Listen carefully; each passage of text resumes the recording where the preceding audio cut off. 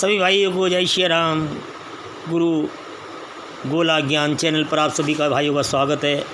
आज फिर आपके सम्मुख एक नया चैप्टर लेकर आया हूँ। ज्ञान विज्ञान ज्योतिष का कुछ ऐसे पहलुओं पर रोशनी डालने के लिए आप लोग भी अपने ज्ञान में वृद्धि कर अपना मार्गदर्शन खुद भी कर सकते हैं। आवश्यकता पड़े तो मैं आपकी सेवा के लिए उपस्थित हूँ। आज हम एक जन्म कुंडली की चर्चा करेंगे जिसका जन्म 6/4/1980 को लगभग 11:30 बजे हुआ था। ये मिथुन लगन की जन्म कुंडली है और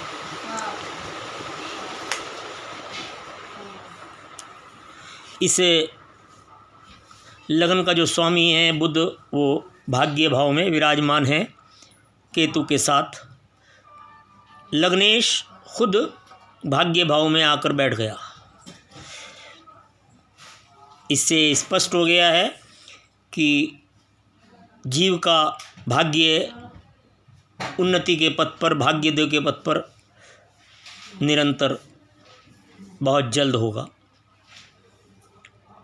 केतु के विषय में मैंने आपसे पहले भी चर्चा की है कि जहाँ केतु बैठता है जिस ग्रह के साथ, उसकी गुणवत्ता में असीम गुणवत्ता तेजी पैदा कर देता है।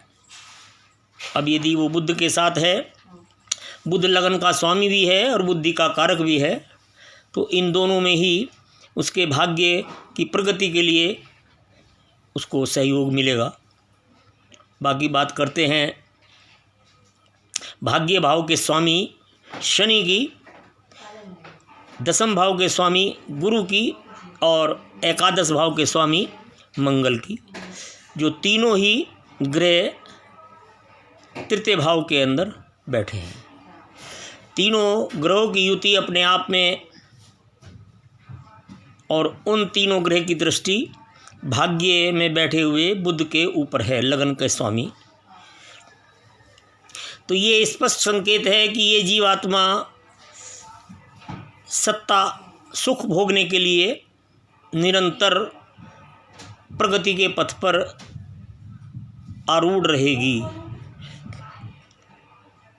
तीनों ग्रह एकत्र होना और तीनों की दृष्टि लग्नेश से मिलना, तो यहाँ चारों ग्रहों की युति हो गई, जो अपने आप में राज्य लाभ, सत्ता और राजनीति की तरफ इशारा करती है। और तृतीय भाव का स्वामी सूर्य स्वयं दशम भाव में बैठकर इस बात को स्पष्ट कर रहा है कि राजनीति के शिखर पर बहुत ऊंचे जाओगे।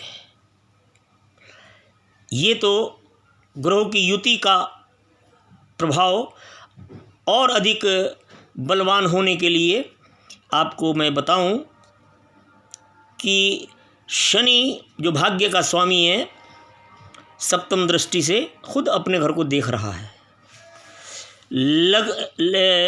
एकादश भाव का स्वामी जो मंगल है, वो अपनी चतुर्थ दृष्टि से अपने घर को देख रहा है, जहाँ धन का स्वामी, द्वितीय भाव का स्वामी चंद्रमा विराजमान है। दशम भाव का स्वामी गुरु, वो भी अपनी पंचम दृष्टि से अपने घर को देख रहा है। जो सप्तम भाव है, जो दंपत्ति का भाव होता है, साझेदारी का भाव होता है। कहने का भाव ये है कि तीनों ग्रह अपने अपने घर को देख रहे हैं। कुत्ता काटे या चाटे, उतने ही सशक्त होते हैं जो उस घर में अपने में बैठते हैं या अपने घर को देखते हैं। और उसके बाद तीनों के ग्रहों की एकत्र होना, अपने आप में एक स्थान पर बैठना, युति का होना, इस बात का स्पष्ट संकेत है कि ये जीवात्मा बहुत जल्द बहुत अच्छी उन्नति कर राजनीति के ऊंचे शिखर पर होगा। और 12वां भाव में खुद शुक्र अपने घर में बैठा है, जो कि विदेश का स्वामी है। तो ये कहने में कोई कोताही नहीं है कि सर्वसंपन्न ये जीवात्मा विदेशी सहयोग, विदेशी यात्रा, विदेश में रहना और अपने राजनीति में पारंगत हो, अपने भाग्य की प्रगति खुद को करना, शत्रुओं को दबाना, तमाम गुणवत्ता इस जन्म कुंडली के अंदर है। और यही जन्म कुंडली जब नवमांश में आकर देखते हैं तो यहाँ दशम भाव और अधिक सशक्त हो जाता है। जन्म कुंडली में भी और नवमांश जन्म कुंडली में भी सूर्य दशम भाव में विराजमान है। दूसरा 12वां भाव जो शुक्र बैठा है जन्म कुंडली में, नवमांश जन्म कुंडली में, यही शुक्र यहाँ उच्च का होकर बैठ गया। तो इस बात में कोई संदेह नहीं है कि ये जीवात्मा अपने आप में कितनी कुशल, प्रगतिशील, विदेश भ्रमण, विदेशी सहयोग, दाम्पत्य सहयोग, समस्त गुणों से संपन्न ये जन्म कुंडली अपने भाग्य का उदय कर रही है। अब आ जाइए सन 80 के बाद, यानी कि 1980 में इस जीव का जन्म हुआ और उससे ठीक 30 वर्ष पहले एक ऐसी जीवात्मा जन्म लेती है जिसका बुध केतु के साथ बैठा है, जिसका शनि सिंह राशि का है, जिसका चंद्रमा वृश्चिक राशि का है। दोनों ही सन 80 और सन 50 की जन्म कुंडली में मंगल चंद्रमा की युति, शनि का सिंह राशि में होना और बुध के साथ केतु का होना अपने आप में विलक्षण है। इसके साथ में ये भी आपको बता दूं कि जब इस जन्म कुंडली का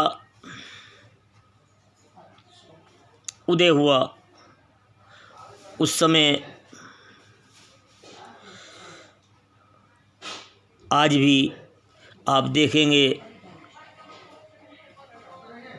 शनि वहाँ भी उसी राशि में, उसी नक्षत्र में और उतने ही अंश पर था जितना सन 50 के अंदर था। शनि उत्तरा फागुन नक्षत्र में 28-29 डिग्री का, इस जीवात्मा सन 80 में और सन 50 में दोनों में ही एक साथ इन चारों कॉम्बिनेशन ने जन्म लिया। और दोनों ही जन्म कुंडलियों में ये कह सकते हैं कि आज भी इस जन्म कुंडली में शनि की चतुर्थ ढैया चल रही है और यही शनि की चतुर्थ ढैया आपको मोदी की जन्म कुंडली में मिलेगी। कितनी समानताएं हैं ये मैंने आपको चर्चा की है। अब मुख्य बात ये है minus is equal to minus into plus, ये एक ऐसा सिद्धांत है कि यदि दो जीवात्मा का विवाह संस्कार की बात होती है तो वहाँ दोनों की जन्म कुंडली में सप्तम भाव यदि पाप प्रभाव से हैं तो उनका मिलन हो जाता है, अन्यथा एक दूसरे के विपरीत यदि हैं तो उस शादी करने के से इनकार कर दिया जाता है। यहाँ -2 into minus equal two plus, दोनों ही जन्म कुंडलियाँ सन 50 और सन 80 की दोनों ही समानताएं आपको दिखाई देंगी। मंगल चंद्रमा की युति, बुध केतु की युति और चंद्रमा वृश्चिक राशि का होना। वृश्चिक राशि का चंद्रमा उस जन्म कुंडली में था और वृश्चिक जन्म कुंडली का आज इस कुंडली में है, और दोनों के ऊपर ही गोचर में इस समय चतुर्थ ढैया चल रही है। ये दोनों की समानताएं, दोनों का चतुर्थ ढैया का होना, दोनों में सिंह राशि का शनि का होना, दोनों एक ही नक्षत्र में होना, दोनों का वृश्चिक राशि में चंद्रमा का होना, दोनों का मंगल और चंद्रमा का मिलन होना, और दोनों राशियों में बुध और केतु का होना, इस बात का स्पष्ट संकेत है ये यात्रा बड़ी लंबी चलेगी। दीर्घायु संबंध होंगे इन दोनों जीवात्माओं के। वो जीवात्मा भारतीय जनता पार्टी की जन्म कुंडली है जो 6/4/80 को जन्म लिया, और ये मोदी की जन्म कुंडली है जो 17 सितंबर 1950 को 30 साल पहले जन्म लिया।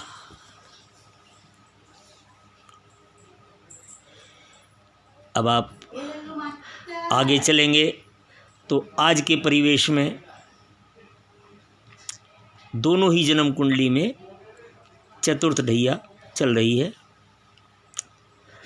और दोनों ही जन्म कुंडली में बुध केतु वर्तमान में है। वर्तमान का बुध केतु और चतुर्थ ढैया का होना इस बात का संकेत है कि दोनों जन्म कुंडलियों का जीवन काल अदम्य है, दीर्घायु है।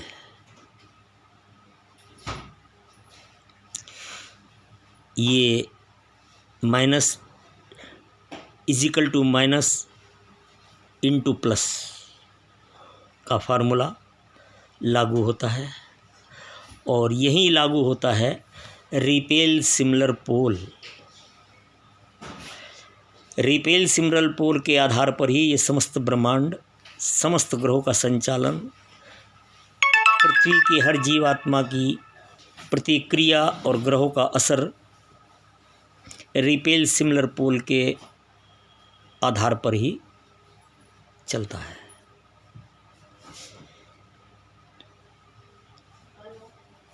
तो मैं आपसे ये कहना चाहता हूँ कि आज की तारीख में जो मोदी की जन्म कुंडली है ये बड़ी दीर्घायु है। जब भारतीय जनता पार्टी का जन्म कुंडली का निर्माण हुआ वो मिथुन लगन था और वृश्चिक राशि थी। बुध केतु शनि तीनों महादशा पूरी होने के उपरांत सूर्य की महादशा उपरांत चंद्रमा की महादशा इस समय चल रही है, और यही महादशा और अंतर्दशा मोदी की जन्म कुंडली में लागू होती है।